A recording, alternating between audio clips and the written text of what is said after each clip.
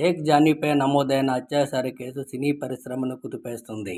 దేశవ్యాప్తంగా తీవ్ర చర్చకు దారితీస్తుంది. సినిమా రంగంలోని పలు కళాకారులు బయటకు వచ్చి గతంలో ఆయన చేసిన కొన్ని దరిద్రమైన పనులను మీడియా ద్వారా తమ అభిప్రాయాలు వ్యక్తం చేస్తున్నారు. లైంగిక వేధింపుల ఆరోపణలు ఎదుర్కొంటున్న షేక్ జానీని ఉద్దేశించి హీరోయిన్ పూనం కౌర్ సీరియస్గా స్పందించారు. తమ ట్విట్టర్ ఖాతాలో షేక్ జానీని ఇక నుంచి మాస్టర్ అని పిలవద్దు, మాస్టర్ అన్న పదానికి గౌరవం ఇవ్వండి అంటూ చేసిన ట్వీట్ సినీ ఇండస్ట్రీలో తీవ్ర చర్చకు దారితీస్తుంది. పూనం కౌర్ చేసిన ఈ ట్వీటు సినీ రంగంలో చాలామంది కళాకారులకు బూస్ట్ ఇచ్చినట్లు అయ్యింది. కానీ పవన్ కళ్యాణ్కు మాత్రం ఈ ట్వీట్ ఎక్కడో మండుతున్నట్లుగా ఉందంటూ కొందరు వ్యాఖ్యానిస్తున్నారు.